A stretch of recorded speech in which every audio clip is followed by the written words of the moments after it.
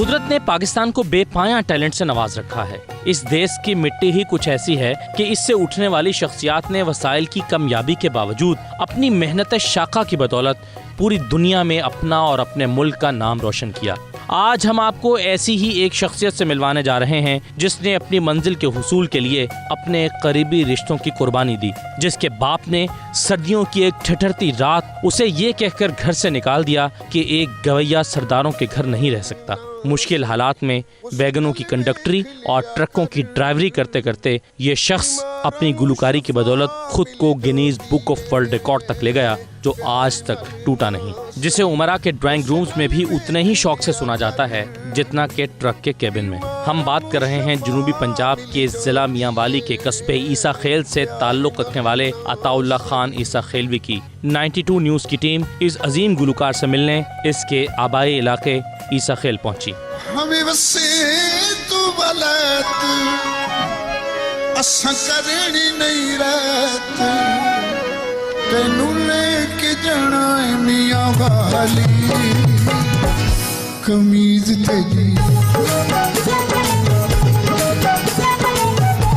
अच्छा लाला जी, आपसे बातें तो होती रहेंगी, लेकिन आते ही मेरी नज़र पड़ी है इस गाड़ी पर, तो इसकी कोई ख़ास हैसियत है, तारीख़ी हैसियत है, या कोई आपको वैसे विंटेज गाड़ियों का शौक़ है? नहीं, गाड़ियों का शौक़ तो है, लेकिन इसकी तारीख़ी हैसियत है। मेरे अंकल इसे बाई रोड चला के आए थे यूके से। अच्छा, वहाँ से 74 बाई रोड आई हुई है। बाई रोड आए।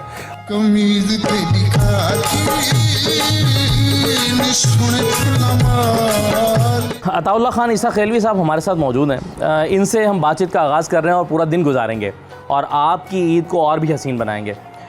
मैं इनसे सबसे पहले तो ये जानना चाहूँगा कि आपको लोग प्यार से लाला कहते हैं और मैं भी इसी नाम से आपको पुकारूंगा आज। तो लाला आपको लोग क्यों कहते हैं, कैसे आपका ये नाम पड़ा, किसने पहली मरतबा आपको ये कह के पुकारा? ट्राइबल कबीलों में ये है कि लाला बड़े भाई को कहते हैं, एहतराम से। हाँ, एहतराम। यकीनन बड़े भाई बाप की मानंद होते हैं और बड़ा भाई काबिल एहतराम होता है, तभी तो मुझे लाला कहते हैं। और जो लाला कहता है वो ज़ाहिर है। अब कुछ लोग ऐसे हैं जो लाला के मीन्स मतलब नहीं समझते। मेरे अपने साथी, मेरी अपनी जो मेरे साथ काम करती हैं ख़वातीन, तो उनमें से अक्सर मुझे लाला कह जाते थे। तो ख़वातीन का लाला कहना आपको पसंद नहीं है? नहीं, वो इसलिए पसंद नहीं कि मैंने कहा आपको लाला का पता है? तो नहीं जी, आपको सारे लाला कह रहे हैं। तो हमने नहीं, इसका पहले मतलब जानो, अगर निभा सकते हो तो बिस्मिल्लाह, मुझे तो कोई एतराज़ नहीं। तो कभी कभी होता है इस तरह। अच्छा, पाकिस्तान में और पूरी दुनिया में मैंने ये देखा है कि आपको जिस मोहब्बत से लोग मिलते हैं, ख़ास तौर पर आपके अपने आबाई इलाके में, इस मोहब्बत का इजहार आम तौर पर पाकिस्तान में और भी बड़े फ़नकार पैदा हुए हैं आप जैसे, उनको उतना वालेहानापन लोग शायद उनके साथ नहीं करते जो आपके साथ करते हैं। इसकी ख़ास वजह क्या है? आपके साथ दिली वाबस्तगी लोगों की क्यों है? मैं यही समझता हूँ कि ये अल्लाह की ख़ास इनायत है, वरना होता कम है कि घर की मुर्गी दाल बराबर होती है। लेकिन मुझे जो घर में इज़्ज़त लोगों ने, मेरे सुनने वालों ने, और जहाँ ज़्यादा मेरा कबीला मौजूद है, कबीले वाले तो वैसे भी पसंद नहीं करते, वो जेलसी फील करते हैं। लेकिन मैं खुशकिस्मत हूँ कि मुझे कबीले वाले भी पसंद करते हैं। शुरू में ज़ाहिर है उन्होंने मेरी मुखालफत की, और ये मुखालफत आपके अपने घर में भी थी, अपने वाले साहब की तरफ से भी? अपने घर में थी, तो मैं शहर से 2 किलोमीटर बाहर बैठा हूँ। अच्छा, ये देश निकाला हुआ था आपका? देश निकाला हुआ है, मुझे देश निकाला हुआ। फिर नहीं, ये वाकई लिटरली है? हाँ, लिटरली। अच्छा, इसलिए आपने शहर से बाहर आके घर बनाया? हाँ, ये जब देख लिया हर शख्स यहाँ हर जाई है, फिर शहर से दूर एक कुटिया हमने बनाई है। तो इस पादाश में कि मैं या तो म्यूज़िक छोड़ दूँ, ये मेरा, हम ट्राइबल पठान है, मायूब समझते थे मेरे वालिदैन, और फिर शायद मेरा माँ बाप गवारा भी कर लेता, लेकिन सिस्टम जो है वो ज़िंदा नहीं रहने देता। जो अहबाब थे, जो बड़े फैमिली के मेंबर थे, या ख़ानदान था पूरा, या इलाके के रस्म व रवाज की, ये म्यूज़िक, ये तो कोई।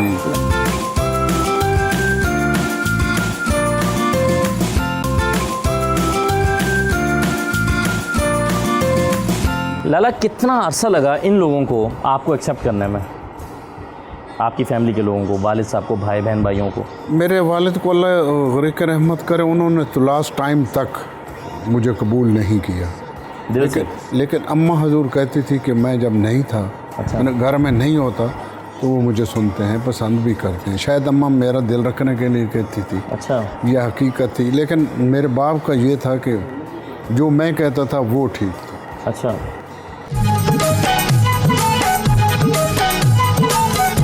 तो ये इस हारमोनियम की भी कोई तारीख़ी अहमियत है? यहाँ हर चीज़ की एक यहाँ हर चीज़ की तारीख़ी अहमियत है। उसमें ये मेरे लिए अल्लाह उन्हें सलामत रखे, खुश रहें। हेमलता बहुत बड़ा नाम है हिंदुस्तान का। जी। अखियों के झरोकों से तुझे देखा जो सांवरे, बड़ी दूर नजर आए। अखियों के झरोकों से मैंने देखा जो सांवरे, तुम दूर नजर आए, बड़ी दूर नजर आए। ये वो मेरे पास तशरीफ़ लाई तो ये उन्होंने मेरे लिए हिंदुस्तान से लेके आई। अच्छा, और ये जो तस्वीर हम देख रहे हैं आपके दाएं जानिब, जिसमें आपने एक ताज पहन रखा है, को मुझे मियाँ वाली का बेटा होने का एजाज़ दिया गया और वहाँ ये मेरी ताज पोशी हुई।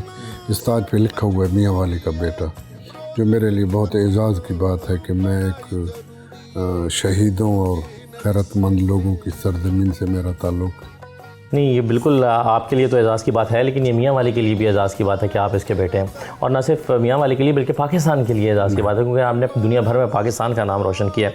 अच्छा लाला, मैं आपसे जानना ये चाह रहा था कि आप अभी अपनी इब्तदाई कहानी हमें सुना रहे थे कि किस तरह से आपने कहा कि आपने होटल में भी काम किया, आपने टैक्सी भी चलाई, आपने कंडक्टरी भी की। इस सब के दौरान फिर वो फेज़ कब आया जब आपने म्यूज़िक की तालीम लेना शुरू की? यानी ये हारमोनियम बजाना कब सीखा, फिर आपने बाकायदा सीखा भी या नहीं सीखा? नहीं, हारमोनियम के 3-4 सबक मैंने जहाँ सीखे थे, हमारे उस्ताद थे, अल्लाह ग़रीक़ रहमत करे, उस्ताद इम्तियाज़ खालिक उनका नाम था, रेडियो पाकिस्तान रावलपिंडी से मुंसलिक थे वो। तो उनसे मैंने सीखना शुरू किया तो अब्बू हजूर को पता चला कि ये कुछ कर रहा है म्यूज़िक के बारे में, तो वो उनके पास गए और उन्हें सख्ती से मना कर दिया।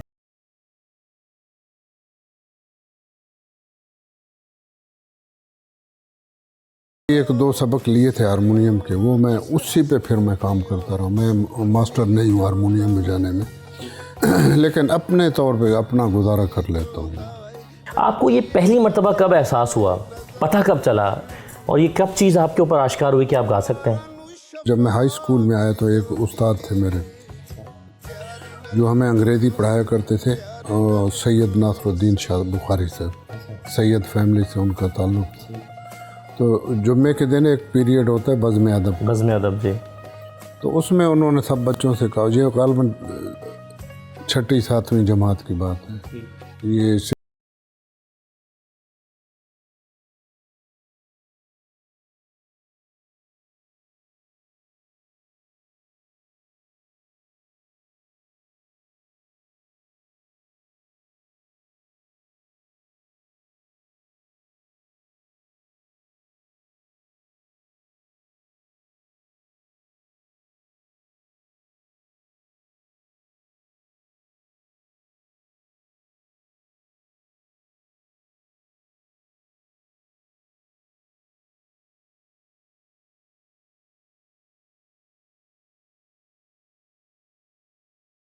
ने भुला दिया तुझे उसका है। थोड़ा सा गुनगुना भी दें। है दिल किसी की याद में होता है बेकरार क्यों, जिसने भुला दिया तुझे उसका है इंतजार क्यों। फिर बना लिया गम को गले का हार क्यों, है दिल किसी की याद में होता है बेकरार क्यों। तो उन्होंने फिर, हालांकि वो बहुत सख्त उस्ताद माने जाते थे, इतना मारते थे उस वक्त। अच्छा। अगर सबक याद नहीं या कोई बच्चा कहीं उन्हें बाज़ार में नज़र आया, आवारागर्दी करता नज़र आ गया, तो वो फिर उसकी शामत आ जाती थी। लेकिन जब उन्होंने मेरा गाना सुना तो फिर उन्होंने मुझे हॉस्टल बनाया। वो एक और शहर से तशरीफ़ लाते थे, सैटरडे संडे को वापस चले जाते थे, वरना हॉस्टल में बुलाया कि यहाँ आएँ आप। मैं तो डर गया कि मुझे तो कोई खुसूसी तरह की मार पड़ेगी। तो मैं गया तो उन्होंने मुझे बड़ा मेरी हौसला अफजाई की और मुझे कहा कि तुमने गाना नहीं छोड़ना। अच्छा, बुखारी साहब ने कहा तुमने, अल्लाह ने टैलेंट दिया, इसको ज़ाया मत करना। अच्छा लाला, आमतौर पे ऐसा होता है कि जब आप नए नए होते हैं तो शुअरा भी रिस्क नहीं लेते, वो सोचते हैं कि मेरी चीज़ गाएगा कि मेरी चीज़ को भी लेना बैठे। तो आपके लिए शुअरा ने लिखा आप, या आपने लोगों से लिखवाया, या फिर एक वक्त ऐसा भी आया कि बाद में लोगों ने आपसे कहा कि ये प्लीज़ हमारा ये गा दें ताकि इसे भी थोड़ी शोहरत मिल जाए, हमारे कलाम को भी? अच्छा, मेरा मामला बिल्कुल उलट है। अच्छा, मैंने उन शुरा को गाया जिन्हें कोई नहीं सुनता था। अच्छा, सुनने से मुराद ये है कि यहाँ मियाँ वाली में या हमारे इर्द गिर्द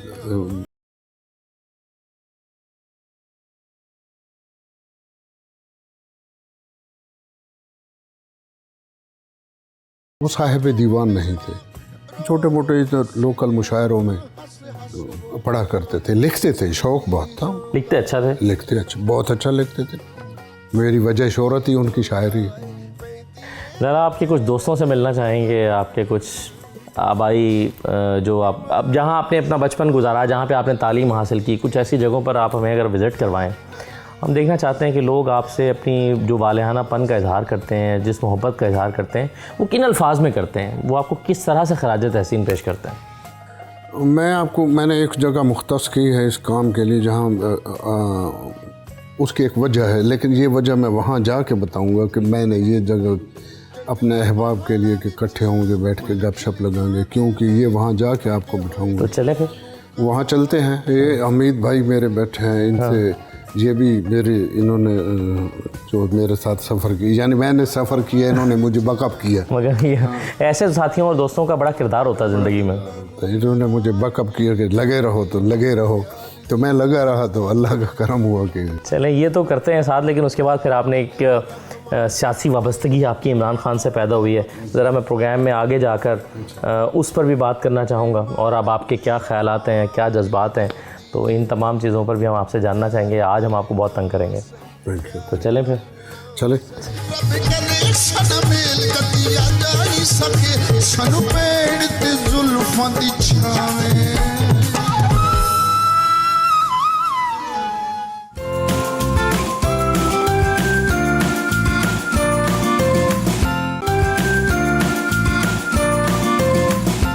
गड्डिए नी गड्डिए आजा तो मैं लड़के अपना एक मकैनिक लभिए, गड्डिए नी गड्डिए, गड्डिए नी गड्डिए। तो लाला गाड़ी खुद चलाते हैं? जी, देख रहे हैं मैं खुद। नहीं तो आप क्या वजह इसकी कि ड्राइवर क्यों नहीं आपने रखा हुआ? मैं बेसिकली चूँकि खुद ड्राइवर हूँ, 71 में मेरा लाइसेंस बना, और मैं एक तवील अर्सा ट्रक भी चलाता रहा मैं। तो उसकी चूँकि मैं खुद ड्राइवर हूँ, ड्राइवर के साथ बैठने में ज़रा डर लगता है। और 89 में मेरा एक्सीडेंट हुआ था, ड्राइवर सो गया था मेरा। अच्छा। GT रोड पे। अच्छा। तो उसके बाद फिर मुझे अजीब सी, मैं बैठ नहीं सकता ड्राइवर के साथ, बहुत डर लगता है, यूँ कह लें एक अजीब सी कैफियत होती है, ब्लड प्रेशर हाई हो जाता है। तो अब ये है कि मेरा सामल गाड़ी चलाता है, जुल्फी गाड़ी चलाता है। अच्छा, तो गाड़ी चलाते हुए म्यूज़िक अपना ही सुनते हैं आप, अपने गाने सुनते हैं? मैं खुद को सुनता हूँ अपनी तस्हीह के लिए कि मैंने क्या गलती की है ताकि दोबारा न करूँ। गलतियाँ भी होती हैं आपकी? हमें तो कभी कभी गलती महसूस नहीं, आपको हुई ना हो, हमें महसूस होती है कि इसको ज़्यादा बेहतर किस तरह किया जा सकता है। दूसरी बात है, मैं नुसरत खान साहब को, लता जी को, मेहदी हसन खान साहब को सफ़र में बहुत सुनता हूँ, मेरे साथ साथ होते हैं। तो इन सब में आपका सबसे फेवरेट कौन है? नुसरत फ़तेह अली खान साहब को साथ, चूँकि मैंने एक तवील अरसा गुजारा है, काम भी हमने एक ही जगह से एक ही वक्त में शुरू किया, और वो दरवेश फ़कीर आदमी था, अल्लाह उसे गरीक रहमत करे। उसका मिजाज भी मुझे बहुत अच्छा लगा कि वो तबीयत मिल गई है, वरना मैं खाने बहुत था की। तो उनकी मिजाज की वजह से भी वो मेरे दिल में रहते हैं। मैं उनके लिए हर वक्त दुआ गो होता हूँ, अल्लाह उन्हें ज़रीक़ रहमत करे। और मैं ज़रा इसकी कुछ ऑडियो तेज़ कर दूँ, बढ़ा दूँ थोड़ी।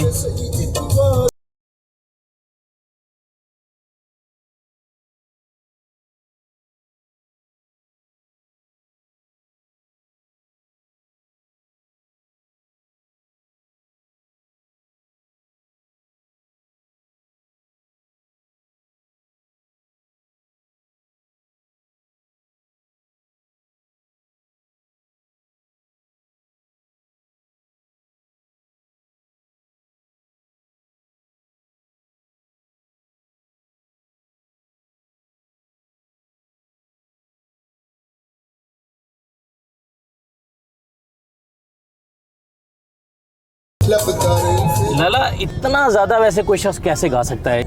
बहुत इश्क जो है ना, इश्क आपको जनूनी बना देता है। वो एक कैफियत, वो नॉर्मल इंसान नहीं रहता। कितने कैसेट्स आपकी आई थी इन अ रो मुसलसल?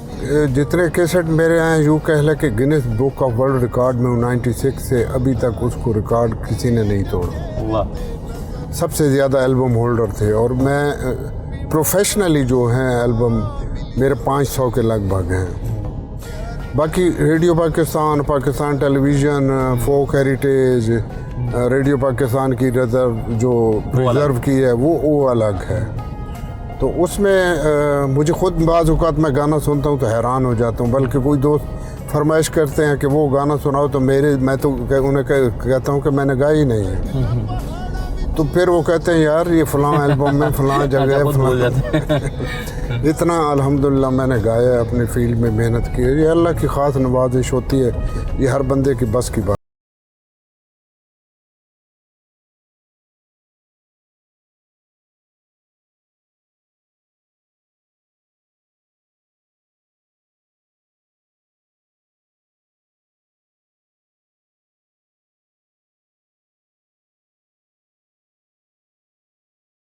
अब हमें अताउल्लाह ख़ान ईसा खेलवी लाला हमें लेकर आ गए हैं अपने दोस्तों से मिलवाने के लिए, जो सियासत में यहाँ पर बड़े सरगर्म हैं, लेकिन इससे बढ़कर ये कि उनके करीबी साथी हैं। तो लाला से ही मैं गुफ्तगू का आगाज़ करूँगा। उनसे गुफ्तगू इसलिए भी कर रहा हूँ क्योंकि जिस जगह पर यहाँ हमें लेकर आए हैं वो दरिया सिंध के किनारे पर वाक़ है और हम इस वक्त दरिया सिंध के किनारे पर बैठे हैं। तो लाला, दरिया जो है या सहरा जो हैं, ये पहाड़ जो हैं, ये एक फ़नकार को वैसी अपील करते हैं, उसकी एक ख़ास हिस्स जो है, उसका ख़ास ताल्लुक़ होता है इन चीज़ों के साथ। तो आपकी भी कोई वाबस्तगी है दरिया के साथ, जंगलों के साथ, पहाड़ों के साथ, या बस वैसे ही चूँकि यहाँ डेरा है तो इसलिए हम यहाँ पर आ गए? नहीं, दरिया से हमारी बहुत अटैचमेंट है। हमारा बचपन यहाँ गुजरा। हमने इसकी सीने पे चलने वाली हवा जो है उसने हमें सिंगर बना दिया। जब 14वीं की रात होती है तो हम कश्ती में निकलते थे यहाँ पे। सारी रात दरिया के इस साइड से उस साइड तक घूमा फिरते थे और साथ हारमोनियम होता था और दरिया की लहरें होती थी। और आपके दोस्त होते थे? मेरे दोस्त होते थे जितने मुख्तलिफ औकात में, कभी 2, कभी 4, कभी 6। तो हम सब इस तरह शामें गुजारते थे। और तब आप चार्ज भी नहीं करते थे दोस्तों को ये सुनाने का? नहीं, दोस्तों से तो मैं अब भी चार्ज नहीं करते, बल्कि वो देते नहीं मुझे। हाँ, तो यानी आपके दोस्तों को ये सहूलत मुफ्त में हासिल थी? बिल्कुल मुफ्त में हासिल थी। अल्लाह इनकी वजह से तो मैं सिंगर बना हूँ। ये अप्रिशिएट ना करते जो जिन हालात से मैं गुजरा हूँ, तो ये 2-4 लोग मुझे अप्रिशिएट ना करते तो शायद मैं हिम्मत हार देता। और मेरे साथ मोहम्मद अली ख़ान साहब मौजूद हैं। मोहम्मद अली ख़ान साहब का एक तारुफ़ तो ये है कि ये यहाँ की बड़ी जानी पहचानी सियासी शख्सियत हैं। पाकिस्तान तहरीक इंसाफ के CC के मेंबर भी हैं और इमरान ख़ान साहब के NA95 में कवरिंग कैंडिडेट भी थे। तो और यहाँ पर बड़ी सियासत में बड़े एक्टिव हैं, यहाँ के प्रेसिडेंट भी हैं। लेकिन एक दूसरा हवाला इनका ये है कि ये लाला के करीबी साथियों में से हैं। तो ख़ान साहब, एक तो बहुत शुक्रिया कि आप हमारी मेज़बानी कर रहे हैं इस दरिया के इस खूबसूरत किनारे पर और ख़ूबसूरत माहौल में। तो आप इनकी शख्सियत के कौन से वाले हिस्से को से ज़्यादा मुतासिर होते हैं, ज़्यादा इंस्पायर होते हैं। लाला इनको इसलिए नहीं कहा जाता कि he is a living legend और सिंगर वो इंटरनेशनल लेवल के हैं। लाला उनकी तबीयत की वजह से कहा जाता है, और वो भले पॉलिटिकल उनकी एफिलिएशन हो या वो हो, या दोस्तों के अहबाब के साथ उनका जो रवैया है वो हो, या सिंगर के तौर पे जो उनका वो क्लास है अपनी, तो वो सारी चीज़ें कंबाइन होके लाला जो है जब कहा जाता है तो एवरीवन अंडरस्टैंड्स के ये अताउल्ला खान ईसा खेलवी की बात हो रही है। तो ये उनका, बाकी वो इतने नरम तबीयत के हैं कि उसमें तो कोई, ये तो हमें अंदाज़ा हुआ, वो कोई है ही नहीं। और फैमिली के अंदर कई सिचुएशंस होती हैं जहाँ पे वही बात के किसी बुजुर्ग की ज़रूरत होती है, तो वो भी लाला वो रोल आप इन्हें बुजुर्ग कह रहे हैं। ये लाला और हमारा ये अमूमन होता है कि हम हमारे लिए तो बुजुर्ग छेड़ते हैं। नहीं, आप एहतरामन बुजुर्ग कहें उन्हें, आप ये ना कहें कि वो ज़्यादा बड़ी उम्र के हैं। छेड़ते हैं जी, हमारे बड़े भाई हैं और उनका रोल क्योंकि मैं ये देखता हूँ कि जिस तरह से इमरान खान नौजवानों में बड़े मकबूल हैं, इसी तरह से लाला भी नौजवानों में बड़े मकबूल हैं। वैसे तो माशाल्लाह वो बनेगा नया पाकिस्तान भर में जहाँ पर चला दें तो वहाँ पर जो है वो एक ऐसा जोश जज्बा पैदा हो जाता है कि वहाँ ना इनकी जो है वो कमी महसूस होती है, ना खान साहब की महसूस होती है। हम तो जी कई दफ़ा फॉर ग्रांटेड ले लेते हैं, हमारे बड़े भाई हैं। अब हमने एक इवेंट किया पीछे ईसा खेल में, तो वो थोड़ा सा हमारा ये ख्याल था कि खान साहब नहीं आ रहे तो Lala will fill in that place, तो हमारी अरेंजमेंट्स भी थोड़ी सी रिलैक्स थी, ठीक है। तो वो लेकिन जब लाला आए तो हमें दरमियान में कट करना पड़ गया क्योंकि स्टेज के ऊपर ही सारी आवाम उधर पहुंच गई। तो वो लोगों की बहुत मोहब्बत है लाला के साथ, और इट गोज वाइस वर्सा, दोनों साइड से। लाला, हम दरिया के किनारे पर बैठे हैं और आप जिक्र कर रहे थे कि जब आपने आगाज़ भी नहीं सही से किया था तो आप यहाँ कश्ती लेकर अंदर चले जाते थे, तो उन यादों को भी मैं चाहता हूँ कि ताज़ा कीजिए और इस पुरसुकून सी फ़ज़ा में अपनी आवाज़ का अगर जादू जगाएं और कुछ सुर बखेर दें तो हम सब लोगों की ईद हो जाएगी। तो दरिया दी सैन सदी में वाह, मैं रोहां दा साईं, वाह, तू दरिया दी सैन सदी में, मैं रोहां दा साईं, तू दरिया दी सैन सदी में। वाह वाह, हमारी तो ईद हो गई सर। अच्छा, अब मैं एक क्वेश्चन, चूँकि दरिया पर बैठे हुए और काला बाग बिल्कुल यहाँ करीब है तो इसलिए मेरे जहन में आ गया, पता नहीं ये ईद की इसकी मुनासिबत से है या नहीं, पता नहीं ये पॉलिटिकल क्वेश्चन है या नहीं, लेकिन बहरहाल मैं आपसे ये पूछना चाहता हूँ क्योंकि आप भी इन बातों में खूब दिलचस्पी लेते हैं कि काला बाग डैम जो है आपके ख्याल में ज़रूरत है या कंट्रोवर्शियल होने की वजह से ना भी बने तो कोई मसला नहीं है? मेरा ख्याल पहली बात तो ये है कि इसको सियासी बना दिया गया। ये सियासी है नहीं, ये कौम की तरक्की का मसला है, कौम के फ्यूचर का मसला है। ये जो सारा पानी आप देख रहे हैं ये गुजर के ज़ाया हो रहा है पानी, तो इसमें तो कोई सियासत नहीं होनी चाहिए। पानी के साथ क्या सियासत हो सकती है? वो बेचारा तो बेहतर रहेगा, उसे आप जिधर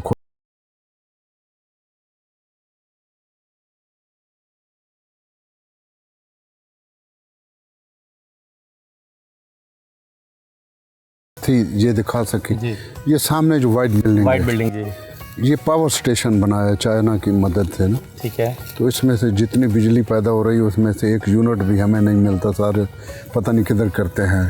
इसके परली तरफ वो ज़ियाउल हक के दौर में शुरू हुआ था, कॉलोनी भी बनी काला बाग डैम के लिए, और अल्लाह की तरफ से वो ऑलरेडी बनाया है, एक तोहफा है, हम उसकी कदर नहीं करते। और यानी कुछ भी नहीं करना, दीवारें खड़ी करनी है बस, एक दीवार सिर्फ एक फ्रंट पे दीवार खड़ी करनी है, बाकी इतना खूबसूरत प्याला बना हुआ है। अब जो सूरत हाल ऐसी है कि आपके पास वक्त भी नहीं है और गर्मी बहुत ज़्यादा है, वरना मैं लोकेशन पे आपको लेके जाता। इसको सियासी बना दिया गया है, ये सियासत का इससे कोई ताल्लुक नहीं है। तो मेरी तो पूरी कौम से एक बेटा होने की हैसियत से, भाई होने की हैसियत से, बुजुर्ग होने की हैसियत है ये रिक्वेस्ट होगी कि इस पर सोचें और इससे पूरी कौम को फ़ायदा होगा, हमारी नस्लों को फ़ायदा होगा। ये पानी आप देख रहे हैं, अगर मेरा बेटा ये उधर दिखाना ज़रा, ये दरिया सिंध की चौड़ाई यहाँ से दिखाना, ये कितना पानी नीचे जाके ज़ाया हो रहा है, हमारे किसी काम में नहीं आ रहा। तो ये सारा पानी वहाँ स्टोर हो सकता है, जिससे हम बिजली भी बना सकते हैं और सस्ती बिजली, बहुत सस्ती बिजली, अनबिलीवेबल सस्ती बिजली। और ये खेती बाड़ी के हमारी जो ज़मीनें यहाँ नीचे सिंध तक, हमारी नहीं, नीचे सिंध तक इसका वो हो सकता है कि तो ये चलें ईद के मौके पर ये एक ऐसा पैगाम, एक मैसेज है मेरी तरफ से पूरी कौम को कि इस पे सोचा जा सकता है। बचपन में हम ईद पे वो कहते थे कि दरिया की सैर को जाते थे बच्चे, और अभी बहुत सारे इलाकों में लोग जहाँ पर दरिया जैसी नेमत मुयस्सर है। हाँ, ये क्रेडिट अली खान को जाता है। नहीं, ये इसने खुद रखी हुई है यहाँ, इसने स्पॉट माशाल्लाह खूबसूरत स्पॉट बनाए हुए हैं, ताकि यहाँ जो लोग बच्चे कोई छुट्टी होती है सैटरडे संडे को या कोई इवेंट होता है, बड़ी रौनक होती है, बहुत खूबसूरत माहौल प्रोवाइड किया है इसने। सही। तो ईद और कश्ती की सैर, जी।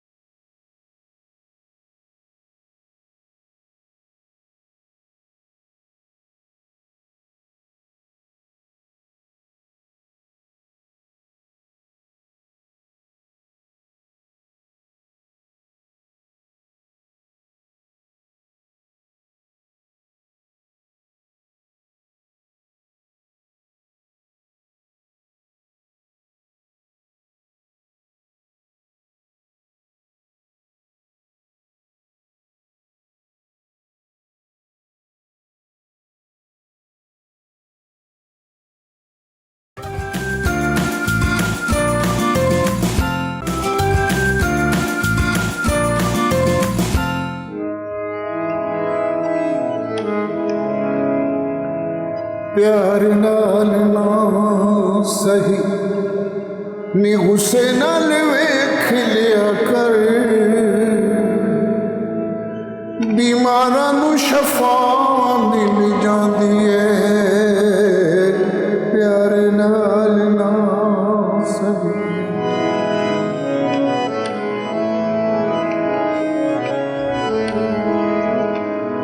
तेरा दीदार चन्ना साड़ी मजबूरी है, रोज तेनू तकना बड़ाई जरूरी है। तेरा दीदार चन्ना साड़ी मजबूरी है, रोज तेनू तकना बड़ाई जरूरी है। तू जे न दिसे ते चुम लईदा है तेरा दर, बीमारां नूं शफा मिल जांदी है, प्यार नाल ना सही। वाह वाह वाह, बहुत खूब लाला जी। ये सियासत और मौसीकी, इसका ताल्लुक़ मैं आपसे समझना चाह रहा हूँ।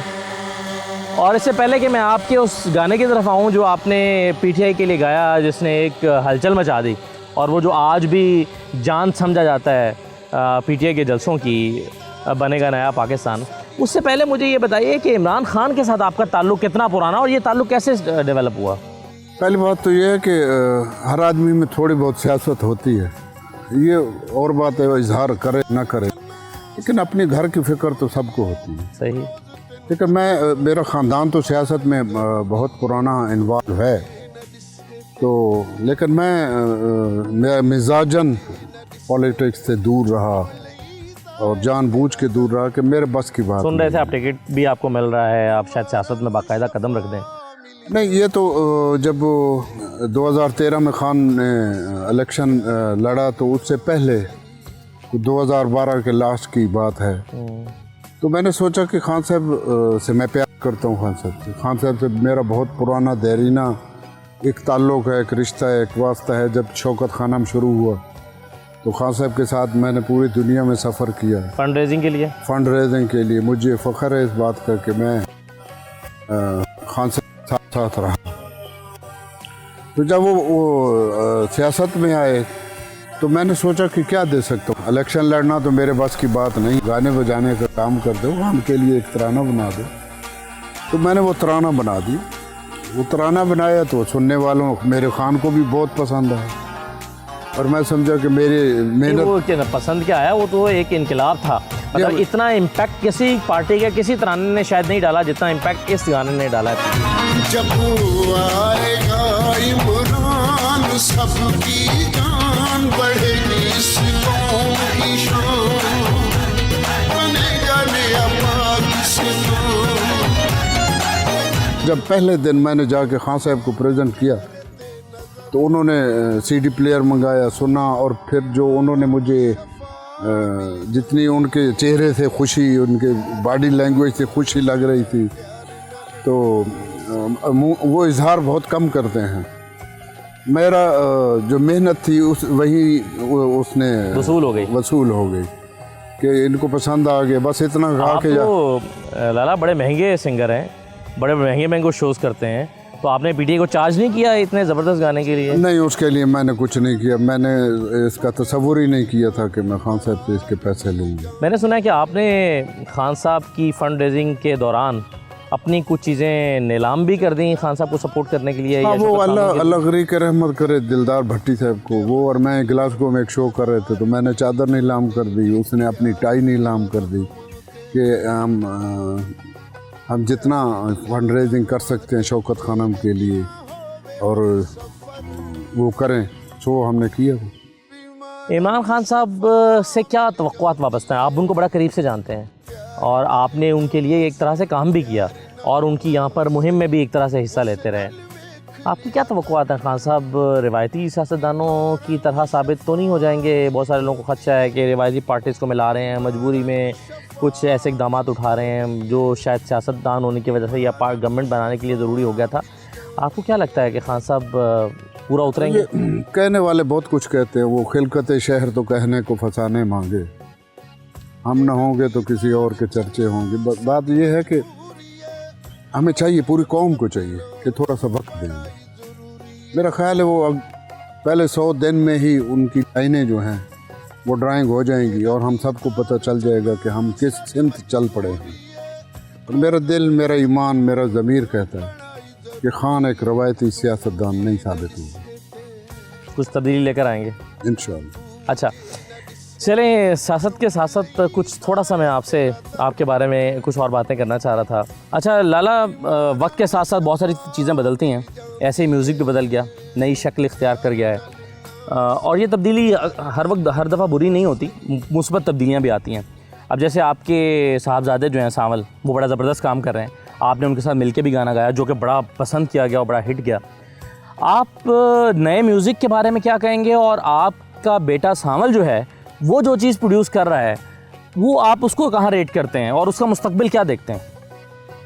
देखें, वक्त के साथ साथ तब्दीली तो जायज़ है और होती है। नेचर, कुदरत की वो है कि जो जो वक्त बदलेगा, बच्चे पढ़ते लिखते या उनका विज़न बढ़ता जाएगा तो हर चीज़ में तब्दीली आएगी, उनके रहन सहन, पहनने, उठने, बोलने में, काम करने में। मेरे बेटे को बेसिकली वो इंजीनियर है, यूके से उसने मास्टर किया है इंजीनियरिंग, इलेक्ट्रॉनिक इंजीनियर में। तो उसके बावजूद वो म्यूज़िक की तरफ आया। मैंने उसे नहीं रोका क्योंकि मैं ख़ुद उन पाबंदियों से गुज़रा हूँ। इशारतन मैंने चाहा कि तुम कोई अपने इंजीनियरिंग की है, तुम हाँ इंजीनियरिंग उसकी जॉब कर लो, लेकिन मुझे नहीं लगा कि वो उस तरफ जाएगा। तो फिर मैंने उसको समझाना ही छोड़ दिया। ठीक, लेकिन वो म्यूज़िक पे काम कर रहा है अभी। और वो म्यूज़िक में इसलिए नहीं आया कि उनके वालिद म्यूजिशियन हैं या मौसीकार हैं या वो गाते हैं? नहीं, वालिद वो इसलिए आया कि उनका खुद शौक़ है। खुद शौक़ है। और दूसरी बात यह है कि टैलेंट ना हो तो वालिद कितना बड़ा हो, मसलन उसमें सुर और लय नहीं है तो मैं उसे सिंगर नहीं बना सकता। ये दो चीज़ें तो बेसिकली होनी बहुत ज़रूरी हैं एक सिंगर के लिए। तो उसमें था, ये दोनों टैलेंट थे। तो अब उस पर वो मेहनत कर रहा है, उसको नए कपड़े पहना रहा है। मैंने उसे कहा मैंने इतना काम किया, उसको उस पर काम करो। तो उसके साथ मैंने अभी 2 सीज़न किए हैं। वो अब मेरे सुनने वालों को भले लगे। अच्छे लगे, उन्होंने अप्रिशिएट किया, पसंद आए, तो मैं समझता हूँ कि मेरी मेहनत जो है वो रंग ले आई है। और जहाँ तक ताल्लुक़ है कि वो कहाँ तक जाता है, तो ये तो उसकी मेहनत पे डिपेंड करता है। वो जितनी मेहनत करेगा, मेरा ईमान है कि अल्लाह जल्ल शान हो अच्छे लगे ज़रूर उसका अजर देंगे उसको। और जितनी आपने इंशाल्लाह मेहनत जी की है इंशाअल्लाह। लाला, आपका बहुत शुक्रिया, आपने हमें बहुत दिल शुक्रिया दिया असद। और आपके साथ इतना खूबसूरत दिन गुजार के बहुत अच्छा लगा और आपसे आपकी शख्सियत से सीखने को बहुत कुछ मिला। जाने से पहले मेरे आपकी तवस्सुत से मेरे सारे सुनने वालों को, 92 के देखने वालों को, सुनने वालों को मेरी जानिब से दिल की गहराइयों से ईद मुबारक कबूल हो। अल्लाह ताला अल्लाह करे इनकी बहुत ईदें देखें, ये मुल्क फले फूले, ये धरती फले फूले, और हम सब पूरी कौम हज़ारों ईदें यहाँ गुजारें इस सोनी धरती में। अल्लाह इसे क़यामत तक कायम रखे। आमीन आमीन। और आप जैसे लोगों का साया हमारे सर पे सलामत रखे इंशाअल्लाह। और आप जैसे लोग मज़ीद पाकिस्तान में पैदा होते रहें और पाकिस्तान का नाम दुनिया भर में रोशन करते रहें। बहुत शुक्रिया आपका। नाज़रीन, हमारे साथ जो हैं वो अताउल्लाह खान ईसा खैलवी साहब मौजूद थे।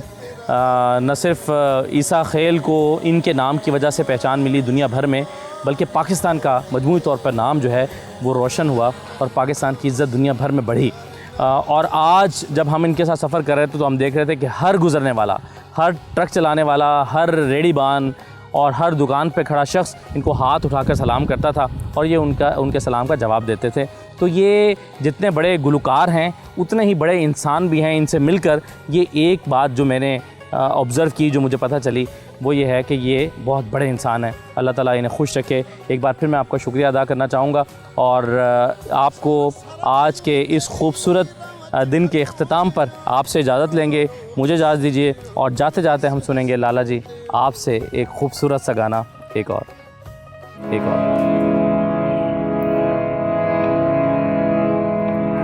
कमीज तेरी काली नी सोने फुल्ला वाली, कमीज तेरी काली नी सोने फुल्ला वाली, भावे वसे तू वलैत असा करनी नहीं रहत, तेनू लेके जाना है मियां वाली, कमीज तेरी काली नी सोने फुल्ला वाली, तू पहला पावे